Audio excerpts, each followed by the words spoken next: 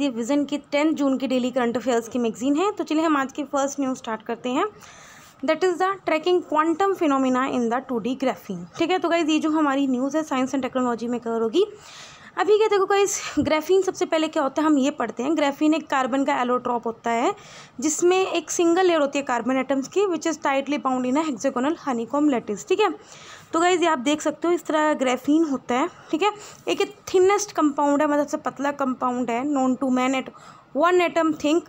ठीक है, lightest material है और स्ट्रॉन्गेस्ट कंपाउंड है। मतलब कि क्या क्या चीज़ें इसमें, 3 चीज़ें आपने देखी हैं, थिनेस्ट है, लाइटेस्ट है और स्ट्रॉन्गेस्ट है। ठीक है, ग्राफीन 2200 टाइम्स ज़्यादा स्ट्रॉन्गर है स्टील से। अब आप देख सकते हो कितना ज़्यादा स्ट्रॉन्ग है, और 1000 टाइम्स हल्का है पेपर से। मतलब आप देख सकते हो हल्का भी और साथ में स्ट्रॉन्ग भी है, और 98% ट्रांसपेरेंट है। इसकी केमिकल स्टेबिलिटी बहुत अच्छी और हाई इलेक्ट्रिकल कंडक्टिविटी होती है, मतलब कि आप इसको as an good conductor of heat है। ठीक है, इसके अलावा आप देख सकते हो कि इसमें क्या क्या है। ग्राफीन की एनर्जी बहुत अच्छी, क्योंकि गुड कंडक्टर इलेक्ट्रिसिटी, तो आपको solar cell, fuel cell, battery, super कैमरे इन सब में यूज़ कर सकते हो। एनवायरनमेंट के लिए बहुत अच्छा होएगा, तो उसको आप एनवायरनमेंट ट्रीटमेंट या प्रोटेक्शन के लिए यूज़ कर सकते हो। डिसैलिनेशन टेक्नोलॉजीज़ में डिसैलिनेशन क्या होता है, जैसे आप सॉल्ट, अगर आपको समुद्र का पानी यूज़ करना है वो अपने ही ड्रिंकिंग वाटर की तरह यूज़ कर सकते हो। तो एक डिसैलिनेशन टेक्नोलॉजी होती है जिसके थ्रू आप क्या कर सकते हो, उसका सॉल्ट निकाल के उसको पानी को यूज़ कर सकते हो। ठीक है, इसके अलावा सेंसर, बायोसेंसर, हीट सिंक में आप किस तरह से यूज़ कर सकते हो, as an sensor, biosensor, semiconductor, as an composite, ये सब। बायोमेडिकल फील्ड में डायग्नोस्टिक टेक्नोलॉजी होती है, क्योंकि अभी हमने पढ़ा क्योंकि बहुत ज़्यादा ट्रांसपेरेंट और क्या होता है, ये बहुत ज़्यादा स्ट्रॉन्गर होता है। ठीक है, ड्रग डिलीवरी में, थेरेपी टेक्नोलॉजी और स्ट्राइक फोर्स मटेरियल में। ठीक है, अब क्वांटम कंप्यूटर्स क्या होते हैं। क्वांटम कंप्यूटर एक मशीन्स होती हैं जो क्या करती हैं, क्वांटम मैकेनिक्स के एक लॉ को हार्नेस करती है और डाटा को स्टोर करती है और कंप्यूटेशंस परफॉर्म करती है। ठीक है, इसमें क्या होता है, सुपरपोजिशन, एंटेंगलमेंट, क्वांटम इंटरफेरेंस के प्रिंसिपल इंक्लूड होते हैं। अब कैसे ये क्या है, मतलब सुपरपोजिशन, एंटेंगलमेंट, क्वांटम, देखो कि इसमें डिफरेंट चीज़ें होती हैं। लाइक आपने बाइनरी कोड पता होगा, जैसे आप 0 1 करते थे। ठीक है, तो देखते थे बाइनरी कोड क्या होता था, सिर्फ आंसर या 0 में देता है या 1 में देता है। ठीक है, लेकिन ये सुपर पोजिशन प्रिंसिपल है, ये डिफरेंट उसमें आंसर देता है, मतलब इस तरह का कुछ है। ठीक है, ये क्वांटम बिट्स यूज़ करता है टू एनकोड इन्फॉर्मेशन। जैसे बाइनरी कोड 0 या 1 में अपनी मतलब कि स्टोर करते हैं इन्फॉर्मेशन, में उसमें क्वांटम बिट्स होते हैं। तो ये क्या करते हैं, जैसे क्लासिकल, वही बात होगी मैंने बताया कि जो क्लासिकल बिट्स होते हैं वो 0 या 1 को यूज़ करते हैं, लेकिन क्यूबिट्स के अंदर डिफरेंट अरेंजमेंट्स होती हैं। ठीक है, तो इसको क्वांटम सुपरपोजिशन बोलते हैं। ठीक है, तो यही बात होती है, सुपरपोजिशन, एंटेंगलमेंट, क्वांटम इंटरफेरेंस, ये डिफरेंट इस तरह की वो उसके मतलब कि वो हो गई, मतलब प्रिंसिपल्स हो गई। ठीक है, अभी ये इसमें क्यों है न्यूज़ में, कन्वेंशनल जो इलेक्ट्रॉन्स होते हैं, कन्वेंशनल का मतलब क्या होता है, ट्रेडिशनल होते हैं, जनरल होते हैं, जो करंट के होते हैं एक ही डायरेक्शन में फ्लो होती है, dictated by the magnetic field. ठीक है, हायर फिजिस्ट ने क्या कह रहा है, अभी ये डिटेक्ट किया है कि जो 2 लेयर ग्राफीन में क्या करता है, जो 2 तरह के चैनल्स हैं जिसमें करंट फ्लो कर सकता है। ठीक है, और जिसमें कुछ न्यूट्रल पार्टिकल्स भी हैं और वो जो अपोजिट डायरेक्शन में मूव करते हैं। ठीक है, और इस फिनोमेना को क्वांटम हॉल इफेक्ट बोला गया है। फाइन, नेक्स्ट न्यूज़ है, हम पढ़ते हैं। Ministry for Labour and Employment addresses the plenary session of the International Labour Conference of ILO at the Geneva। तो गाइस ये जो हमारी न्यूज़ है इंटरनेशनल रिलेशन, इवन की इकोनॉमी में भी कवर हो सकती है। ठीक है, अभी मिनिस्ट्री ने हाईलाइट किया है कि इंडिया के द्वारा क्या स्टेप्स लिए गए हैं, सो दैट हम क्या कर सकते हैं, जो हमारे इनफॉर्मल सेक्टर के वर्कर्स हैं। देखो 2 तरह के सेक्टर होते हैं, एक फॉर्मल होते हैं, इनफॉर्मल होते हैं। फॉर्मल ऑफकोर्स जो रजिस्टर्ड होता है, और वहाँ जहाँ पे 10 से ज़्यादा लेबर काम करते हैं तो उसमें फॉर्मल सेक्टर बोलते हैं। तो इनफॉर्मल सेक्टर में जो वर्कर्स है, जैसे आपके घर में कोई झाड़ू पोछा मार रहा है या कोई इस तरह की इंडस्ट्री में काम कर रहा है जहाँ पे 1-2 वर्कर्स ही हैं, तो उनकी डिग्निटी और सोशल सिक्योरिटी को हम सिक्योर करें, जैसे ई श्रम पोर्टल बनाए। ठीक है, अब जरा इंटरनेशनल लेबर ऑर्गेनाइजेशन के बारे में पढ़ते हैं। वेरी इंपॉर्टेंट, इसका headquarter very important Geneva Switzerland में 1919 में क्रिएट किया गया था as a part of treaty of Versailles. ठीक है, 1946 में ILO को एक स्पेशलाइज एजेंसी बना दिया था UN का। इसके अलावा इसमें 8 फंडामेंटल कन्वेंशन और 4 गवर्नेंस प्रायोरिटी कन्वेंशन है, सो दैट हम किस तरह से इंटरनेशनल लेबर स्टैंडर्ड्स को इफेक्टिवली वे में फंक्शनिंग कर सके। ठीक है, अब जरा आप देख सकते हो फंडामेंटल कन्वेंशन इसके कौन से, जो कि 8 है। एक है freedom of association and protection of right to organize convention, India ने अभी तक इसमें नोट रेटिफाई नहीं किया हुआ है। Right to organize and collective bargaining convention, इसमें भी इंडिया ने रेटिफाई नहीं किया हुआ है। देखो एक होता है सिग्नेटरी, एक होता है रेटिफाई। सिग्नेटरी होता है कि आपने साइन किया हुआ है, रेटिफाई का मतलब ही आपने फाइनली कंफर्म कर ली है अपनी मेंबरशिप पे, ना वो होता है। ठीक है, तो रेटिफाई नहीं किया हुआ है।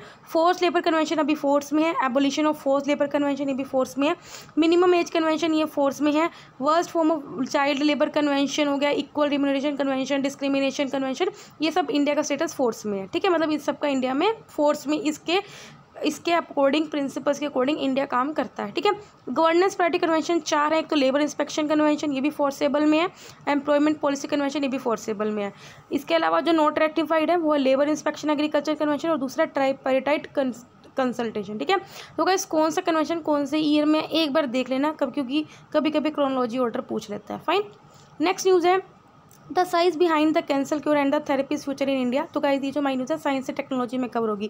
अभी आपने एक न्यूज़ पढ़ी होगी जिसमें आपने देखा होगा यूएसए में कुछ पेशेंट्स हैं जिनको एक ड्रग से मतलब कि ह्यूमन ट्रायल दिया गया, तो सभी पेशेंट्स में से कैंसर मतलब क्योर हो गया। ठीक है, the patients in USA were completely cured of a particular kind of rectal cancer जिस called mismatch repair deficient cancer. ठीक है, ये कैंसर बहुत कॉमन था among colorectal, gastrointestinal and endometrial, मतलब इनको 3 तरह के जो कैंसर थे वो पूरे एलिमिनेट हो गए। ठीक है, पेशेंट जो सफ़र कर रहे थे from this condition lack the genes to correct typos in DNA that occur naturally while cell में कॉपी। ठीक है, तो इस ट्रायल ने क्या किया, मतलब देखो पेशेंट जो सफ़र कर रहे थे कैंसर से उसमें क्या एक जीन की कमी होती थी जो पर्टिकुलर क्या करता था, उस सेल को नेचुरली बनाना छोड़ देता था। ठीक है, तो ये जो ड्रग हमने दिया लोगों को, उन लोगों को हमने ये इंजेक्शन दिया, तो उसने क्या किया, trial used a monoclonal antibody जिसको डोस्टालिम्ब दिया जाए, जिसमें हमने उन लोगों को दिया जो 2nd या 3rd स्टेज कैंसर पे थे और उनको उन्होंने ट्रीट कर लिया। ठीक है,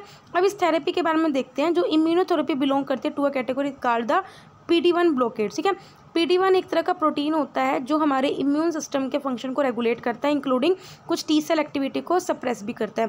टी सेल एक इम्यून सिस्टम का पार्ट होता है जो हमारी बॉडी को इन्फेक्शन या कैंसर से प्रोटेक्ट करता है। ठीक है, अब अगर कैंसर है तो उसका मतलब आपकी बॉडी में इन्फेक्शन बहुत ज़्यादा बढ़ चुका है, इसका मतलब टी सेल काम नहीं कर रहा है। ठीक है, तो ये थेरेपी ने क्या करा, जो टी सेल की एक्टिविटी जो कम हो चुकी थी तो उसको बढ़ा दिया। ठीक है, PD-1 ब्लॉकेट थेरेपी क्या करता है, टी सेल्स को रिलीज़ करता है क्योंकि फिर वो इन्फेक्शन को क्या करता है, आपकी बॉडी से अगेन प्रोटेक्ट करना स्टार्ट कर देता है। ठीक है, और जो कैंसर जो ग्रोथ कर रहा है उसको भी डिस्ट्रॉय करने लग जाता है। इससे पहले थेरेपी को यूज़ किया जाता था सर्जरी के बाद, बट स्टडी ने बोला है कि सर्जरी की ज़रूरत ही नहीं है। ठीक है, ट्रायल ने इम्यूनोथेरेपी को बोला है कि ये अकेली could completely cure such patient without other method to cure cancer like chemotherapy, radiotherapy और सर्जरी। ठीक है, मतलब कि आपको कीमोथेरेपी, रेडियोथेरेपी, सर्जरी कोई देने की ज़रूरत नहीं है, आप सिर्फ इसी थेरेपी के थ्रू भी कैंसर के पेशेंट्स को क्योर कर सकते हो। ठीक है, एनुअल इंसिडेंट रेट है जो रेक्टल कैंसर से लोग पे कर रहे हैं वो इंडिया में 4.1 पर लाख मैन है। ठीक है, एज़ पर ISMR डाटा। ठीक है, तो अगर हम इसको यूज़ करते हैं तो बहुत अच्छा इसका रिजल्ट होगा on diverse racial and ethnic background. Fine, next news है हमारी PM inaugurates biotech startup expo 2022। ठीक है, अगेन गाइस ये जो हमारी न्यूज़ है साइंस एंड टेक्नोलॉजी में कवर होगी। बायोटेक स्टार्टअप एक्सपो 2022, इसमें क्या है, इट मार्क्स था, ये जो एक्सहिबिशन लगा है इसमें हमने एक्चुअली में क्या किया है, जो बायरैक है that is the biotechnology industry research council, इसके 10 साल की कंप्लीशन को हमने सेलिब्रेट किया है। इसको ऑर्गेनाइज किया जाता है by department of biotechnology and the BIRAC एक नॉन प्रॉफिट एंटरप्राइज है जिसको DBT के द्वारा सेटअप किया गया है। इसका एम यही है कि हमें क्या करना है, हमें इंडिया की जो बायो इकोनॉमी है उसको $100 बिलियन बनानी है। ठीक है, तो you should know about the BIRAC company. BIRAC organisation बहुत इंपॉर्टेंट है। ठीक है, क्योंकि आजकल साइंस एंड टेक्नोलॉजी के क्वेश्चन बहुत ज़्यादा पूछे जाते हैं UPSC में। ठीक है, इंडिया में जो बायो इकोनॉमी है वो पिछले 8 साल में 8 गुना बढ़ चुकी है, फ्रॉम $10 बिलियन टू $80 बिलियन। अगर हम बायोटेक्नोलॉजी सेक्टर को देखें तो बायोटेक्नोलॉजी एक अप्लाइड साइंस की ब्रांच है जिसमें हम यही करते हैं कि कोई भी चीज़ बायोलॉजिकल सिस्टम है, लिविंग ऑर्गेनिज्म को यूज़ करती है to create different products and the process. ठीक है, अब क्या फैक्टर्स हैं जो बायोटेक ग्रोथ को सपोर्ट कर रहे हैं। सबसे पहले successful track record of India's biotech sector. ठीक है, राइजिंग डिमांड हो रही है बायो प्रोडक्ट्स की, जैसे चाहे बायो इथेनॉल हो गया, बायो डीजल हो गया, ठीक है, बायो फर्टिलाइजर हो गया या सोलर एनर्जी, हर चीज़ हम रिन्यूएबल की फॉर्म में जा रहे हैं। ठीक है, government efforts for ease of doing business, talented human capital pool, diverse population and diverse climatic zone. ठीक है, अगर इसकी एप्लीकेशन देखो तो हमारे 4 मेन टाइप हैं बायोटेक्नोलॉजी में। रेड बायोटेक्नोलॉजी जैसे फार्मास्यूटिकल मेडिकल एप्लीकेशन। ठीक है, अब देखो ये इंपॉर्टेंट होगा 4 सेक्टर। ठीक है, ग्रीन बायोटेक्नोलॉजी जैसी जो एग्रीकल्चर एप्लीकेशन होगी, वाइट बायोटेक्नोलॉजी जैसे जो इंडस्ट्रियल एप्लीकेशन होगी, ब्लू बायोटेक्नोलॉजी जैसे मैराइन एप्लीकेशन होगी। इनिशिएटिव्स क्या लिए गए to promote biotechnology, 100% FDI allowed किया गया under automatic route for greenfield pharmaceuticals and manufacturing medical device. इसके अलावा अटल जय अनुसंधान बायोटेक मिशन स्टार्ट किया जा रहा है by the department of biotechnology. ठीक है, इसके अलावा हमने 9 DPT सपोर्टेड बायोटेक पार्क्स को सेटअप किया है सो दैट हम नेसेसरी इंफ्रास्ट्रक्चर सपोर्ट प्रोवाइड कर सकें। ठीक है, नेक्स्ट क्यों न्यूज़ है, Indian patent protection, India among the most challenging economy says US trade representative. तो गाइस ये जो हमारी न्यूज़ है इकोनॉमी में कवर होगी, ठीक है। तो अभी जो यूएस ट्रेड रिप्रेजेंटेटिव है उसके स्पेशल 301 रिपोर्ट में इंडिया को यूएसटीआर ने प्रायोरिटी वॉच लिस्ट में रखा है, साथ में 6 अदर कंट्रीज़ के साथ। वो 6 कंट्रीज़ और कौन है, Argentina, Chile, China, Indonesia, Russia, Venezuela, ठीक है। रिपोर्ट ने हाईलाइट किया है कि इंडिया और यूएसए के बीच में कुछ टेंशंस हैं related to the Indian patent act के सेक्शन 3D को लेकर। अब देखो पेटेंट क्या होता है, देखो गाइस पेटेंट अगर आपकी कुछ की इन्वेंशन होती है तो अगर आप उसको प्रोटेक्ट करना चाहते हो तो आप पेटेंट फाइल कर सकते हो, ठीक है। तो आपके बिना उसको कोई कॉपी नहीं कर सकता, ठीक है। तो सेक्शन 3 डील करता है with what does not qualify as invention, ठीक है, अंडर द एक्ट। और जो सेक्शन 3D प्रिवेंट करता है what is known as evergreening of payment, ठीक है। मतलब कि देखो यूएसए को क्या दिक्कत है, अगर इंडिया किसी पेटेंट की एवरग्रीनिंग करे, मतलब कि हमेशा के लिए प्रोटेक्ट करे। एक्चुअल में 5 या 10 साल से ज़्यादा आप प्रोटेक्ट नहीं कर सकते, ठीक है। एवरग्रीन का मतलब क्या होता है कि जो पेटेंट के जो राइट्स हैं वो हमेशा ही बंदे के पास रहते हैं, रीअप्लाई करते रहो, ठीक है। इंडिया के जो पेटेंट्स होते हैं वो गवर्न किए जाते हैं by Indian patent act 1970। However इसमें रिप्लेस कर दिया था इसने इंडियन पेटेंट डिज़ाइन एक्ट 1911 को। इस एक्ट के अंदर जो पेटेंट ग्रांट किया जाता है अंडर द इन्वेंशन, अगर वो नॉवल है, मतलब कि अगर आपकी जो इन्वेंशन पूरी नहीं है, अगर उसके अंदर कुछ भी कोई नॉन ऑब्वियस चीज़ होगी, it should be capable of industrial application, it should not attract the provision of section 3 and 4 of patent act 1970। इसके अलावा इंडिया सिग्नेटरी है IPR का related convention including the trade related intellectual property system, Berne convention, ठीक है, जिसके अंदर copyright, Budapest treaty, Paris convention, या फिर protection of industrial right and patent cooperation treaty. अब देखो ये डिफरेंट चीज़ें आप देखते हो तो आप एक बार डरते भी होगे कि यार ये क्या है, मैडम एक्सप्लेन नहीं कर रही है। तो गाइस धीरे धीरे हम बढ़ते रहेंगे, जब हम न्यूज़ ज़्यादा एक पर्टिकुलर टॉपिक पे पढ़ते हैं तो हमें धीरे धीरे उसके बारे में पता चलता है, क्योंकि कभी ना कभी ये चीज़ हम आगे डिस्कस करेंगे, बिकॉज न्यूज़ क्या जो अक्सर रिपीट होती रहती है, ठीक है। नेक्स्ट न्यूज़ क्या है, Maharashtra mangrove cell appoint CSIR national institute of oceanography to identify sites for restoration of the corals. तो गाइस ये जो न्यूज़ है हमारी जियोग्राफी या फिर एनवायरनमेंट इसमें कवर होगी, ठीक है। तो अपॉइंटमेंट किया गया है under the India US national development programme green climate fund, जिसका प्रोजेक्ट का टाइटल है enhancing climate resilience of India's coastal community, ठीक है। ये इनिशिएटिव क्या करेगा, जो हमारे देखो महाराष्ट्र कोस्ट लाइन के जो कोरल जोन्स है, मतलब जो अभी डेटोरिएट हो रहे हैं, डिस्ट्रॉय हो रहे हैं, स्ट्रेस कंडीशन में है, उनको रिकॉर्ड करेंगे, आइडेंटिफाई करेंगे और देख कि क्या रीज़न है कि क्यों हो रहा है।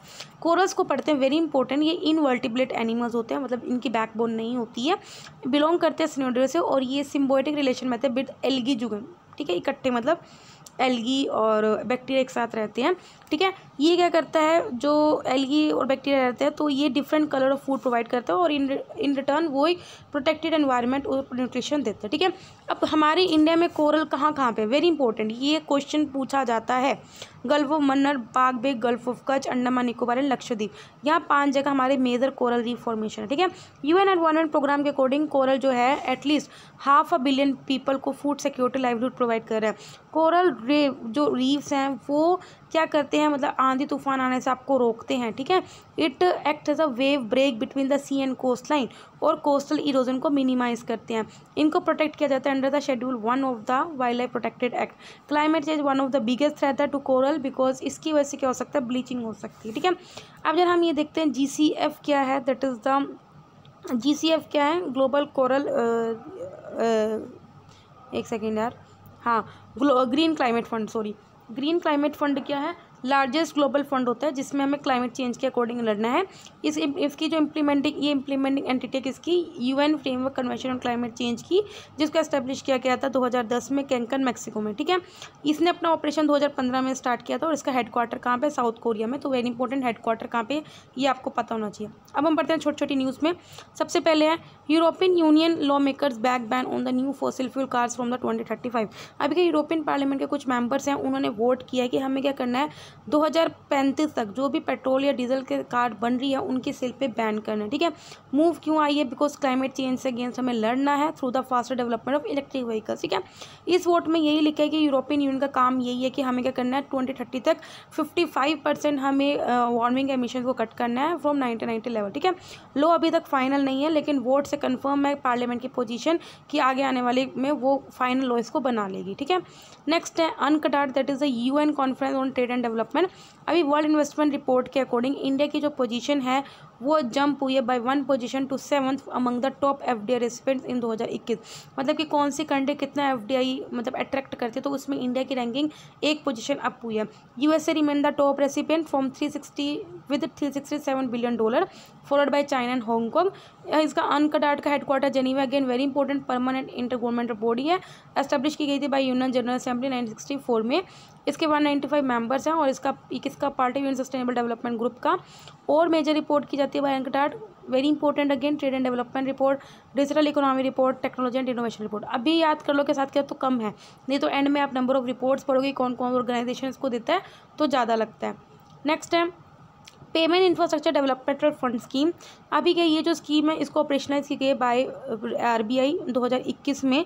तो ये क्या कर रहा है, हमें क्या करना है, point of scale infrastructure provide करना है फिजिकल और डिजिटल मोड में टायर 3 टायर 6 सिटीज़ में और स्पेशली नॉर्थ ईस्टर्न सिटीज़ में। तो कोई और जो बंदा इसको डिप्लॉय करता है उसे सब्सिडी मिलती है।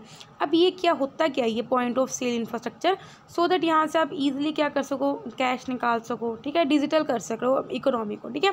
ये फंड ऑपरेशनल था 3 साल के लिए और इसको अगले 2 सालों के लिए एक्सटेंड कर सकते हैं, डिपेंड करता है प्रोग्रेस पे, ठीक है। इसको गवर्न किया जाता है बाय एन एक्स ऑफिस और एडवाइजरी काउंसिल।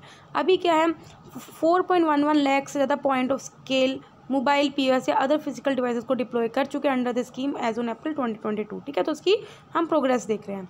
नेक्स्ट है संकल्प, that is the skill acquisition and knowledge awareness for livelihood promotion. अभी ये जो सेकेंड एडिशन है of awards of excellence in district skill development planning उसको रिसेंटली ऑर्गेनाइज किया गया है। इस प्रोजेक्ट का एम ये है कि हमें संकल्प प्रोजेक्ट के इम्पैक्ट को मैक्सिमाइज करना है। अब संकल्प क्या है, इसको लॉन्च किया गया था under the ministry of skill development and entrepreneurship, जिसमें लोन असेस प्रोवाइड करता है वर्ल्ड बैंक, ठीक है। इसका एम ये है कि हमें जो शॉर्ट टर्म स्किल ट्रेनिंग दे रहे हैं चाहे क्वांटिटेवली उसको इंप्रूव करना है। और वो कैसे इंप्रूव कर सकते हो, सबसे पहले इंस्टीट्यूशंस को स्ट्रेंथन करके, बेटर मार्केट कनेक्टिविटी करके, जैसे अकेडमिक्स और इंडस्ट्रीज को करो, और सोसाइटी के जो मार्जिनलाइज सेक्शन है जैसे कोई पुअर बंदा है या फिर बैकवर्ड बंदा है उसको इंक्लूड करना है, ठीक है। नेक्स्ट है नेशनल ओपन एसेस रजिस्ट्री। अभी रिसेंटली क्या जो नेशनल ओपन एसेस रजिस्ट्री उसको लाइव किया गया है। ये एक सेंट्रलाइज ऑनलाइन प्लेटफॉर्म है जिसमें हम क्या करते हैं, इंटर स्टेट जो ट्रांसमिशन सिस्टम है उसको शॉर्ट टर्म ओपन एसेस को मेंटेन करते हैं। जो नेशनल रोड डिस्पैच सेंटर है वो nodal agency for implementing and operation of national open access registry. Greater one horn rhino, again very important, इस तरह की स्पीसीज इंपॉर्टेंट रहती हैं। अभी के ग्रेटर वन हॉर्न रीनो को रीइंट्रोड्यूस किया गया है मानस नेशनल पार्क जो कि असम का है, बिकॉज यहाँ पे हाई लाइफ एक्सपेक्टेंसी है। रीनो इंट्रोडक्शन प्रोग्राम स्टार्ट किया गया था 2006 में under the Indian rhino vision 2020 from Kaziranga national park and Pobitora wildlife sanctuary, ठीक है। जो मानस नेशनल पार्क है यूनेस्को वर्ल्ड हेरिटेज साइट भी है, वेरी इंपॉर्टेंट, और टाइगर रिजर्व भी है वेस्टर्न असम में।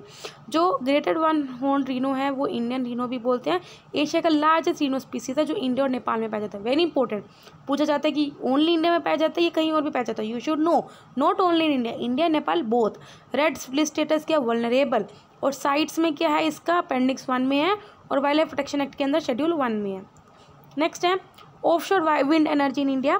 अभी क्या जो union minister for power and new renewable energy हैं उन्होंने बोला कि इंडिया का प्लान है कि वो 30,000 मेगावाट ऑफशोर विंड पावर को जनरेट करे।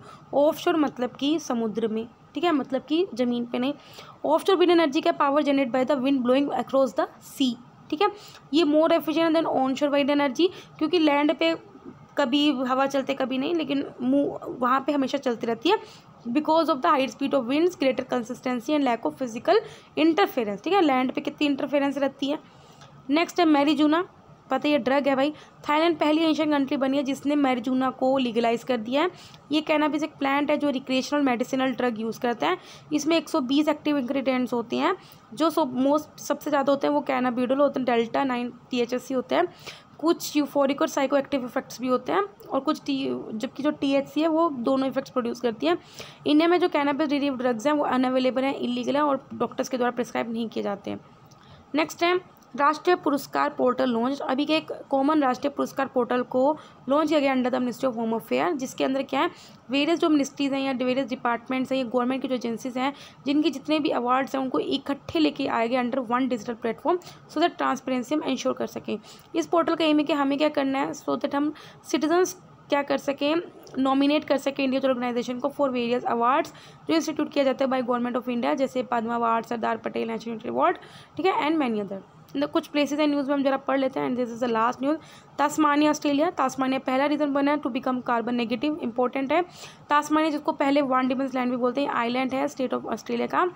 ये नियर अबाउट विक्टोरिया से 150 माइल साउथ में पड़ता है, which is separated by relatively shallow Bass Strait. ये southern extension of Great Dividing Range है, widely known for having the cleanest air है यहाँ पे वर्ल्ड की, अगेन इंपॉर्टेंट। जोग्राफिक फीचर क्या है, 2 मेजर रिवर है यहाँ पे, डरवेंट साउथ ईस्ट में, साउथ नॉर्थ ईस्ट में। Mountain island, highest peak mount ओसा है। सोइल्स यहाँ की लीच एसिडिक है, पोली ड्रेन्ड है, ह्यूमस जाता है और फर्टिलिटी लो है, ठीक है। तो गाइस यहाँ पे 10 जून के डेली करंट अफेयर्स कंप्लीट होते हैं। वीडियो अच्छी लगे तो लाइक करना, कोई डाउट हो कमेंट करना। तब तक ले बाय बाय, टाटा।